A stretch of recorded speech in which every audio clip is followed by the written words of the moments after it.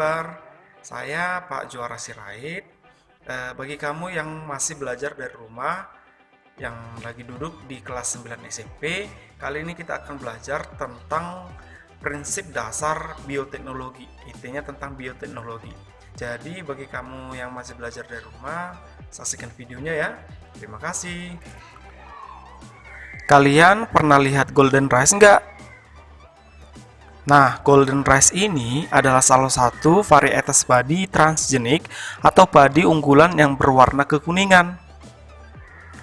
Nah, apa yang berbeda dengan golden rice? Jadi di golden rice endospermanya mengandung beta karotin atau provitamin A yang tidak ditemukan pada varietas padi lainnya.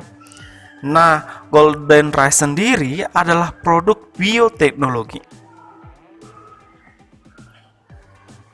Bioteknologi pertama sekali dikemukakan oleh Karoly Erecki yang merupakan insinyur pertanian dari Hongaria pada tahun 1919. Ia mendeskripsikan produksi babi dalam skala besar dengan menggunakan bit gula sebagai sumber pakannya. Nah, bioteknologi sendiri kita harus pahami bioteknologi itu berasal dari 3 suku kata. Yang pertama itu adalah bios. Bios artinya hidup. Kemudian suku kata yang kedua adalah teknos. Teknos itu artinya adalah penerapan. Dan yang ketiga terdiri dari kata logos yang artinya ilmu. Maka dari 3 suku kata di atas bisa kita simpulkan kalau bioteknologi merupakan cabang ilmu biologi yang mempelajari tentang pemanfaatan dan bagian dari makhluk hidup untuk menghasilkan produk, bisa berupa barang ataupun bisa berupa jasa yang jelas itu bermanfaat bagi manusia. Bioteknologi mempunyai karakteristik dalam hal ini adalah ciri khasnya. Yang pertama, ciri khas dari bioteknologi yaitu melibatkan agen biologi berupa makhluk hidup. Makhluk hidup di sini adalah menggunakan mikroorganisme ya.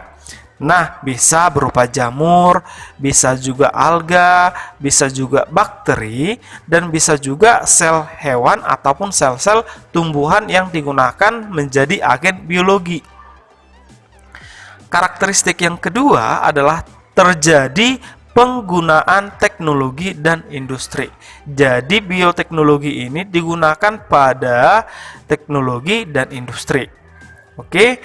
Yang paling dominan itu menggunakan fermentasi dan yang kedua adalah dalam hal rekayasa genetika. Ingat ya, yang pertama digunakan dalam fermentasi, penggunaannya secara fermentasi dan rekayasa genetika. Selanjutnya, untuk karakteristik yang ketiga, bioteknologi menghasilkan produk bisa berupa barang ataupun bisa berupa jasa. Yang jelas itu harus bermanfaat bagi manusia. Oke, kalau dia berupa barang, bioteknologi bisa menghasilkan yang namanya makanan, minuman, obat-obatan, atau makhluk hidup yang bersifat unggul. Contohnya seperti golden rice tadi. Tapi kalau dia berupa jasa, dia bisa dalam hal teknologi pengolahan limbah, kemudian bisa juga pemisahan logam, kemudian bisa juga pemberantasan hama. Jadi ketiga ini adalah produk berupa jasa yang dihasilkan dengan bioteknologi. Nah, sekarang kita harus tahu bidang ilmu apa saja yang berkaitan dengan penerapan bioteknologi. Yang pertama itu adalah biokimia. Biokimia sendiri merupakan cabang ilmu yang mempelajari tentang komponen kimia tubuh makhluk hidup.